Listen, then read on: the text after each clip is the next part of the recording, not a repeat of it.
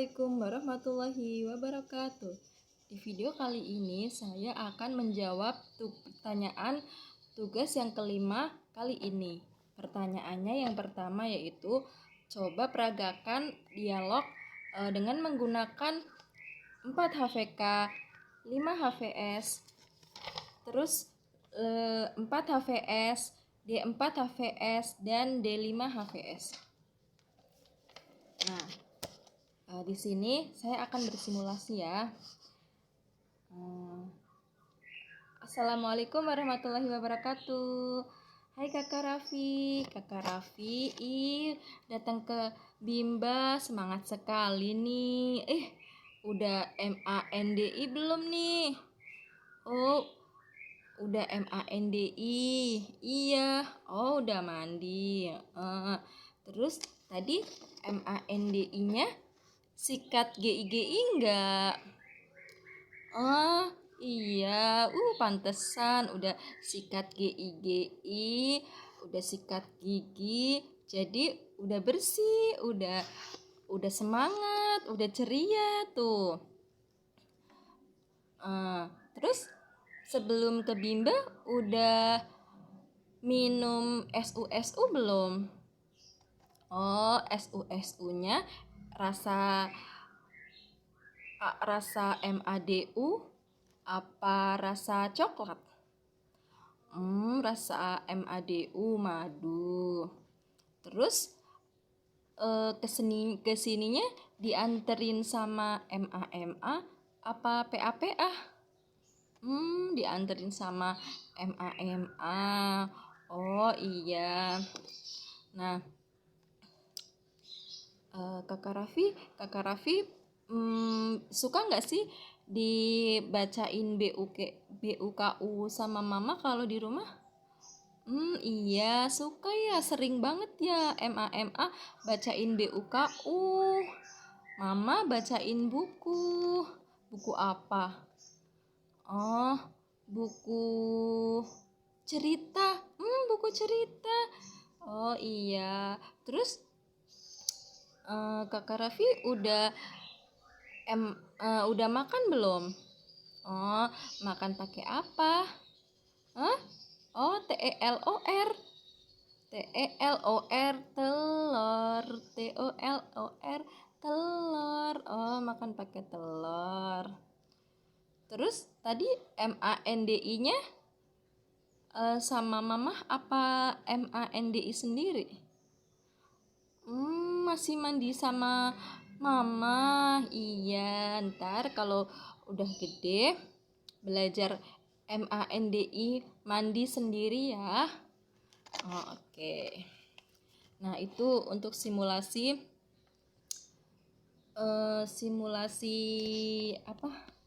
peragaan berdialog Bimba dengan memasukkan verbal tadi. Untuk pertanyaan yang kedua yaitu pertanyaan kedua tentang fun learning. Nah, pertanyaannya itu ada 1, 2, 3, 4, 5, 6, 7, 8, 9. Ada 9. Untuk pertanyaan yang pertama yaitu apa pengertian fun learning? Pengertian fun learning ini, fun learning merupakan proses belajar yang sepenuhnya menyenangkan dari awal masuk atau mulai kegiatan sampai pulang sekolah atau selesai kegiatan. Nah, jadi kalau fun learning ini harus sepenuhnya menyenangkan bagi anak gitu. Untuk pertanyaan yang kedua, mengapa proses belajar harus fun learning? Yaitu karena untuk menumbuhkan minat belajar anak. Tujuannya yaitu untuk menumbuhkan minat belajar anak. Jadi anak itu harus ditumbuhkan minat belajarnya dulu dengan menggunakan metode fun learning. Pertanyaan yang ketiga, mengapa proses belajar harus fun learning? Karena anak tidak akan tumbuh minat belajarnya kalau prosesnya itu tidak menyenangkan. Untuk pertanyaan yang keempat, apa hukumnya fun learning di Bimba? Nah, kalau di Bimba ini, proses fun learning itu sifatnya harus, wajib, kudu, mesti, sepenuhnya menyenangkan.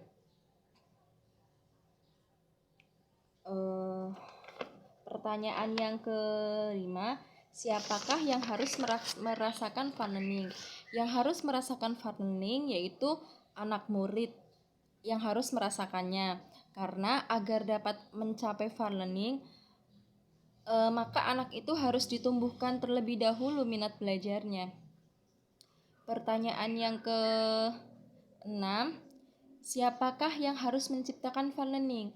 Yang harus menciptakan funneling yaitu kita para orang dewasa atau motivator nih kalau di Bimba ya disebutnya. Alasannya kita para orang tua itu atau orang dewasa atau motivator harus menciptakan proses yang funneling dulu agar anak senang dan anak mempunyai minat belajar dan mau mengikuti kegiatan bermain dan belajar di Bimba. Caranya bagaimana? Cara motivator atau orang dewasa menciptakan funneling, caranya yaitu dengan 5S. Senyum, salam, sapa, sebut nama, dan sambut. Selain itu juga motivator harus berdialog umum dulu, terus bercerita, bernyanyi, mendongeng, ataupun dengan permainan. Tentunya permainan itu yang konstruktif ya, artinya permainan yang ada unsur-unsur edukasi di dalamnya. Untuk pertanyaan yang selanjutnya, yang ke-7 yaitu apa dampak jika tidak funneling? Ada banyak ya dampak jika tidak funneling. Yang pertama yaitu anak tidak akan mau mengulang lagi proses belajarnya. Karena prosesnya itu seperti dipaksakan. Jadi pertanyaan yang ke-9 itu apa dampaknya jika funneling ya? Dampaknya jika funneling itu anak akan mau mengulang kembali kegiatan tersebut tanpa paksaan. Yang kedua yaitu jika mau mengulang, anak akan sering latihan.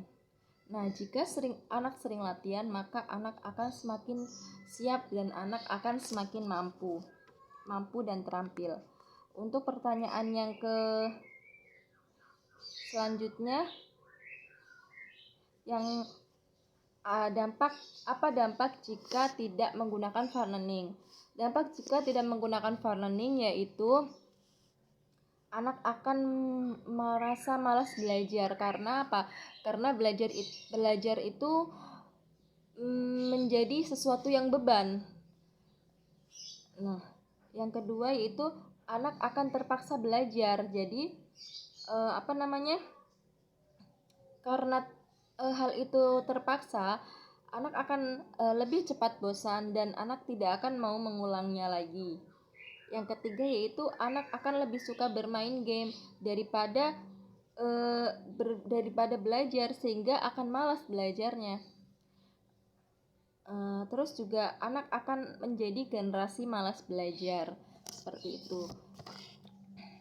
Untuk pertanyaan yang ketiga, poin poin 3 yaitu tentang small step system.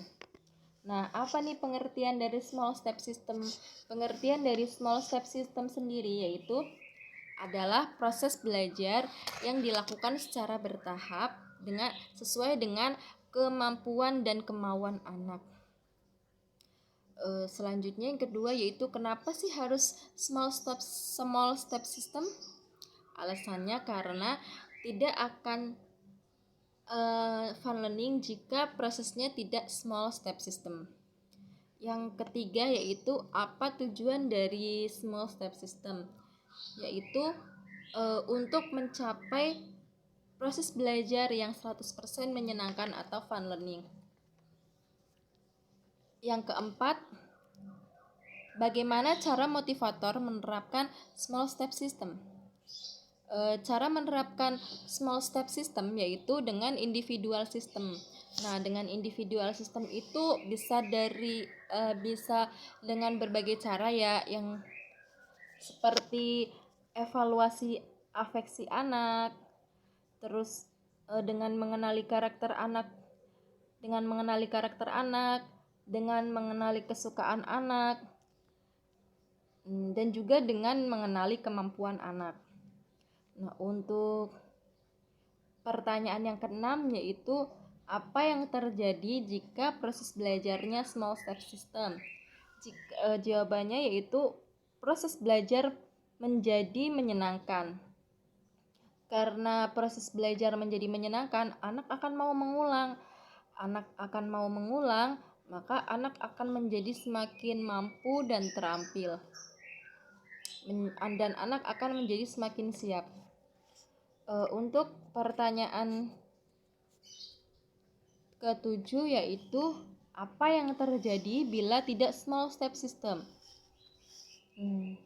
Yang akan terjadi jika tidak small step system yaitu anak tidak akan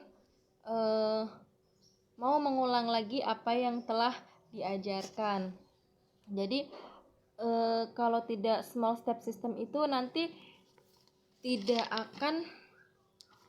anak itu tidak akan mau mengulang lagi, dan anak akan menjadi generasi malas belajar karena belajarnya itu terpaksa ya. Selain itu juga jika tidak small step system maka evaluasi, maka anak tidak akan misalkan kesukaan anak apa nih yang anak suka dari karakternya itu apa. Tapi kalau kita tidak tahu apa itu kesukaan anak, maka anak itu tidak akan mau, anak akan menjadi bosan, anak tidak akan mau belajar lagi kayak gitu. Sudah cukup sekian dari saya, kurang lebihnya saya minta maaf. Assalamualaikum warahmatullahi wabarakatuh. Salam Bimba, tetap semangat dan terus belajar.